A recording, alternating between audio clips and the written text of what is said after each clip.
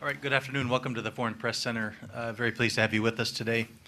Housekeeping note before we start, the State Department press briefing is at 2 o'clock. We're going to keep this pretty short to allow anybody to get over there that needs to.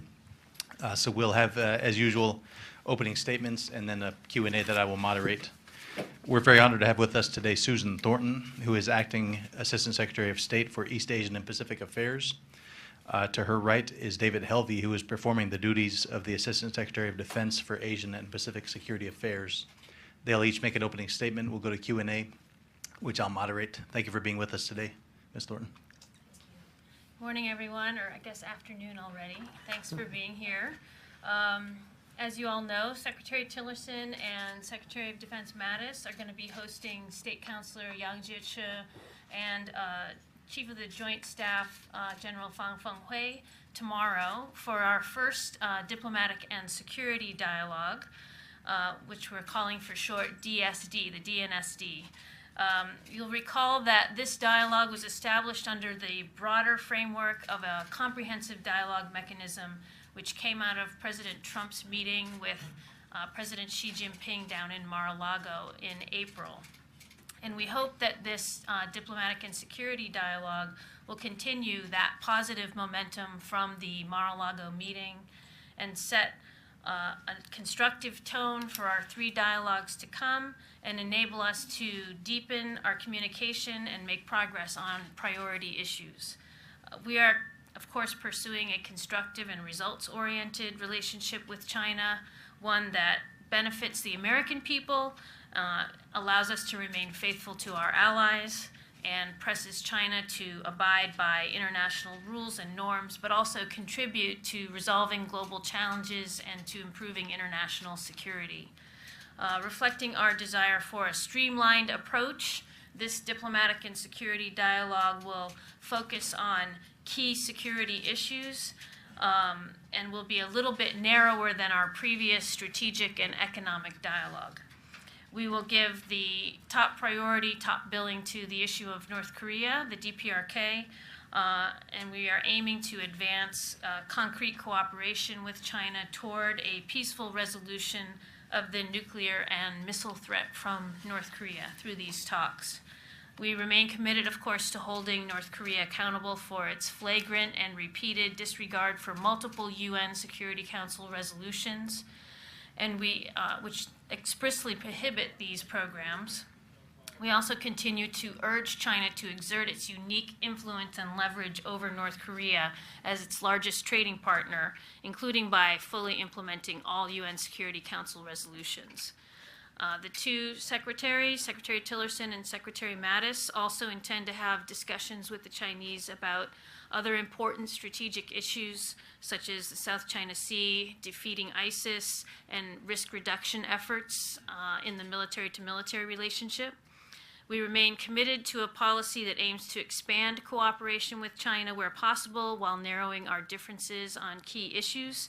And we, of course, do not expect to resolve all of the differences in a one-day dialogue tomorrow, but we do believe that we can achieve concrete results through this dialogue and that we can help to deepen mutual understanding on these issues. Some of the notes on the order of events: participants will start in the morning and work through lunch, discussing priority topics. And then the press office will have details for all of you on any access to these events, including any press availabilities by the principals after the dialogue. We'll have a break after the working sessions, and then we'll close with a joint dinner among the principals. So with that, I'd like to pass it over to Mr. Helvey. Thank you very much, Susan, and thank you. It is my pleasure to join you and all of you today as we prepare for the first iteration of the diplomatic and security dialogue. As my colleague Susan Thornton described, the diplomatic and security dialogue, or DNSD, is significant. It brings together the diplomatic and defense leaders from both sides, both the United States and China, to focus on those issues that are most critical in the U.S.-China relationship, the region and beyond. Secretary Mattis looks forward to co-chairing this discussion with Secretary Tillerson.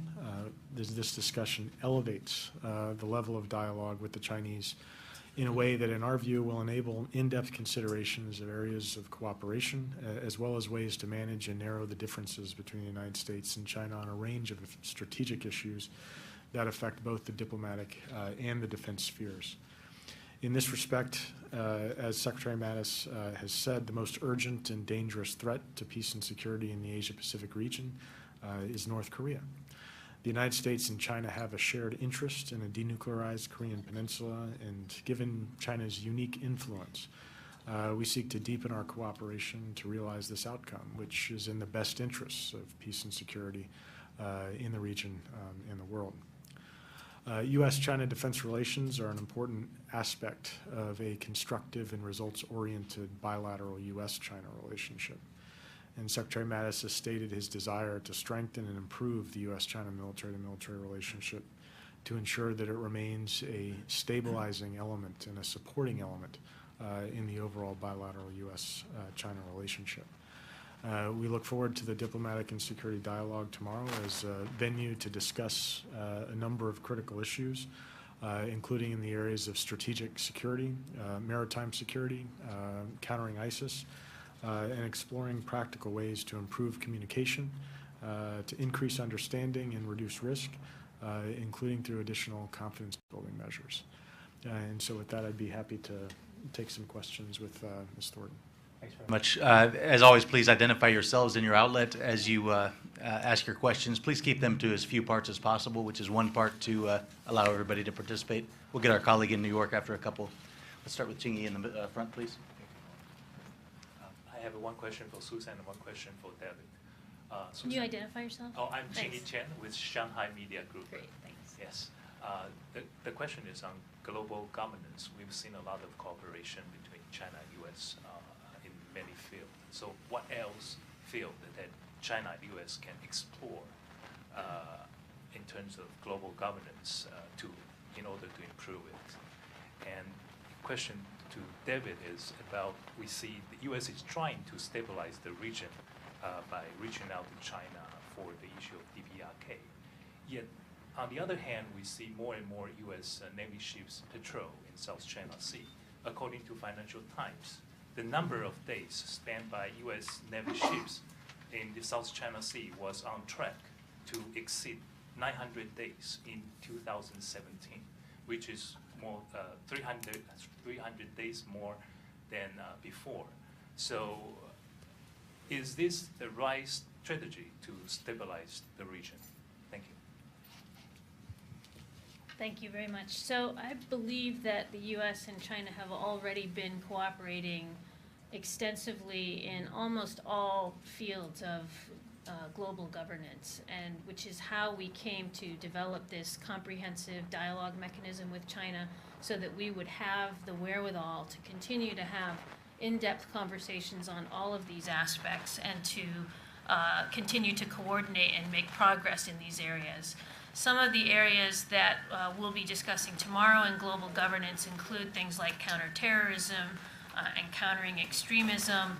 We're going to speak about the development of international norms in a lot of areas that David touched on, for example, international cyberspace norms, development of norms and discussions about how we deal with each other in outer space, which is a new area, the area of stability, nuclear stability, and how we deal with the development of new kinds of weapons and other technological developments.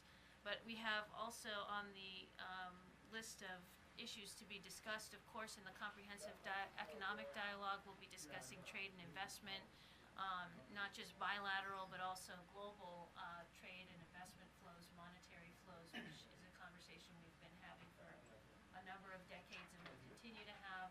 In the law enforcement and cyber dialogue, which will be coming up, we'll also be talking about how we can coordinate on international law enforcement issues, international crime, things like the narcotics flows that are really ravaging a lot of populations, both in the United States and elsewhere, and how we can cooperate to stem those flows. So these are all areas that we've been talking about with China and with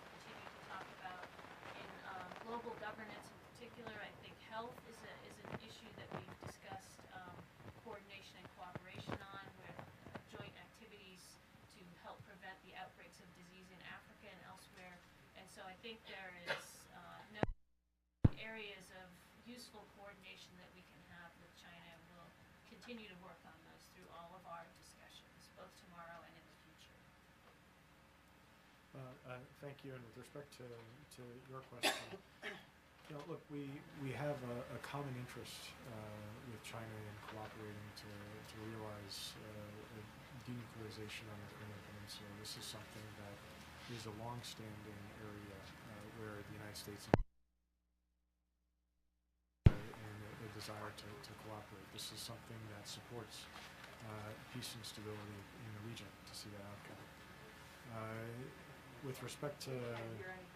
Sorry to interrupt. Can you bring your camera mic? There's no sound. The audio isn't working. We can't hear you. With I think the microphone is... Sorry. Okay, it's working now? Sorry. With respect to the question on operations in the South China Sea, I'll have to, I don't talk about military operations, but with respect to the broader issue of our strategy in the South China Sea, which is the strategy across the region. We want to be able to... Excuse me, sir. I can't hear you. The microphone is not working well. Yeah, unfortunately, it's audio. It's not like this. That won't hear you. I New York can't hear you. Testing, testing. New York, can you hear us? No.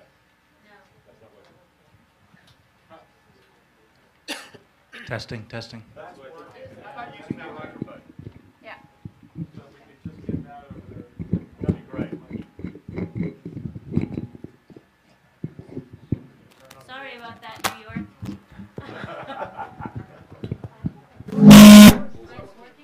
No. At the beginning. You want to try it one more time before? Mark, Testing. Yeah, that's good. Great. Thank you. there we go. There we go. Thank you.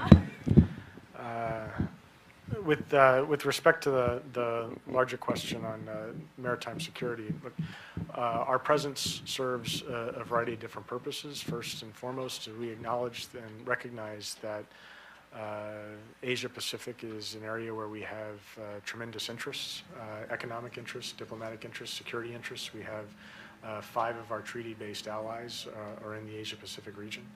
And so our military operations and our presence supports our longstanding policy of maintaining freedom of navigation, maintaining freedom of maneuver, which ensures that the sea lanes are open for commerce, for trade, for people to be able to use them, all seafaring nations to be able to use them, in a way that supports economic development, trade, and prosperity for the region as a whole.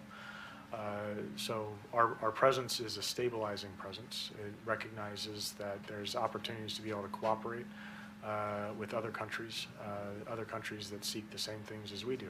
And in that respect, we cooperate with China, we cooperate with our allies, we cooperate with our partners. So going back to your original question, I don't see there's any conflict between those two outcomes that we see.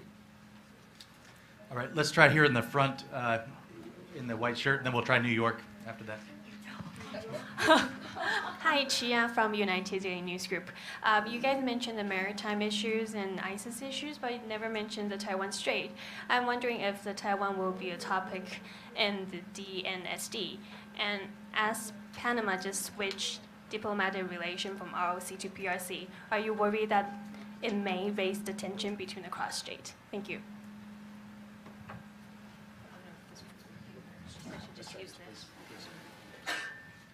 Okay. Yeah, so thank you very much for the question. And of course, as is the case in almost every discussion that we have of this nature with the top-level Chinese delegation, I do anticipate that the topic of Taiwan will be raised. I think it's clear that the United States is committed to our One China policy. Secretary mentioned it again the other day in his testimony.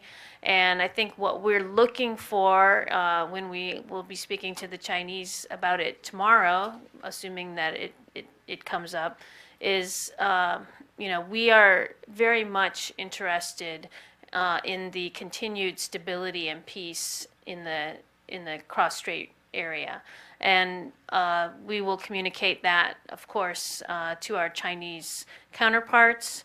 And I think we would want to stress that we want to see continuing dialogue and communication between the two sides of the strait in order that there not be any increase in tensions. We think it's very important to have open lines of communication. We don't want to see either side make moves that would be considered destabilizing. In that sense, we've always been opposed to changes in the status quo by either side. But of course, we do have commitments under the Taiwan Relations Act, and we'll make clear that we remain faithful to those commitments as well. And so that would be the sense of what we would want to, I think, communicate in broad brush strokes on this issue. Follow up. Quickly, please. Thank you, Susan. My name is Dong Huiyu with China Review News Agency of Hong Kong. Last week in a hearing of the House, Secretary Tillerson said that in a big question of U.S.-China relations in the next 50 years is the one China policy, if the one China policy is sustainable. And also Taiwan, South China Sea, and North Korea are all the elements of this complex dialogue. So I just would like you to elaborate this kinds of statement. Thank you.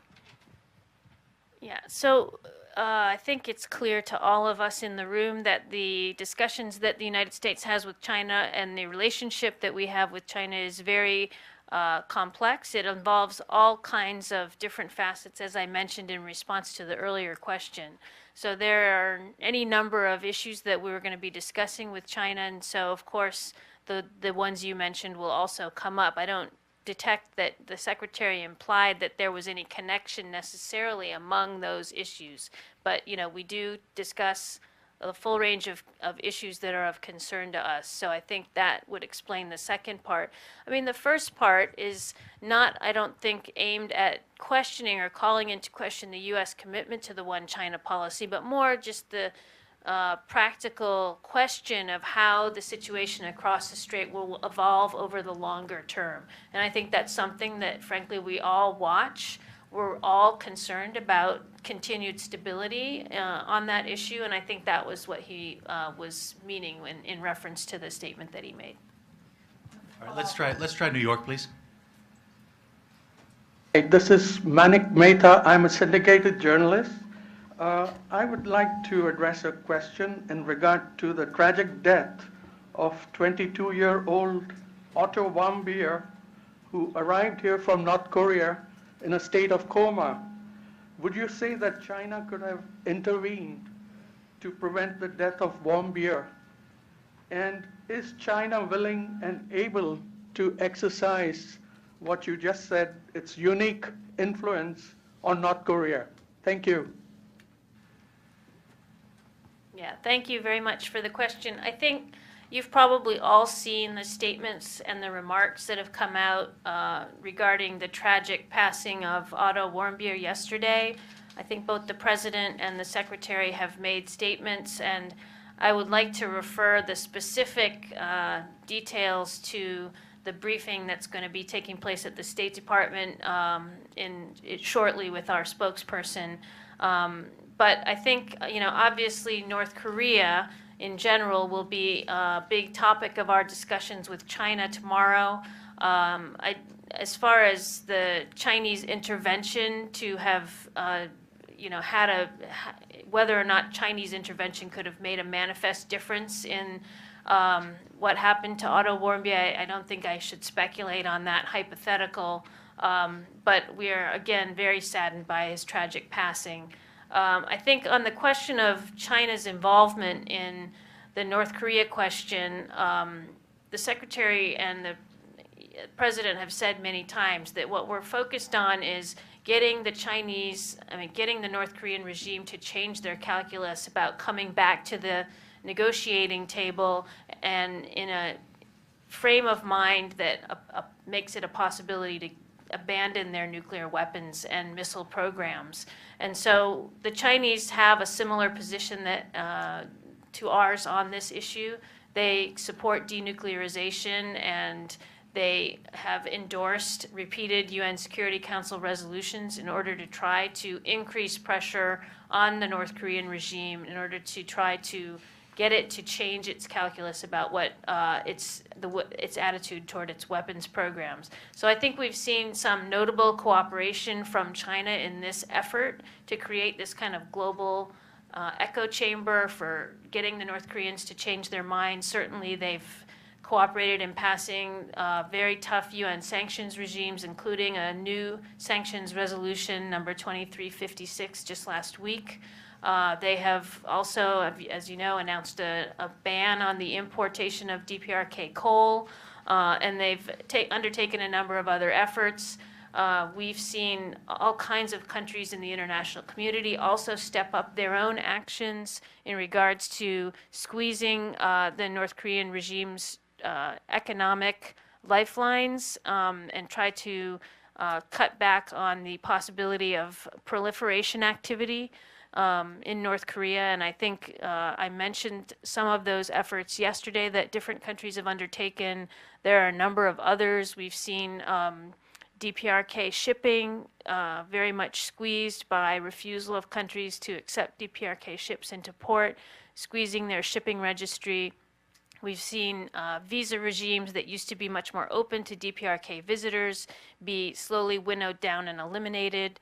In addition to some of the things yesterday I mentioned about cutting back on Air Koryo, the national airline of the North Koreans' flights to and from other countries, squeezing on diplomatic presence in other countries. So I think in addition to what China's doing, we're working on getting the entire international community to step up these efforts and try to, at the end of the day, the goal is to try to get the North Korean regime to change its mind about where it's going. And we'll certainly be talking to the Chinese about that tomorrow, and we hope to continue to cooperate with them on these issues.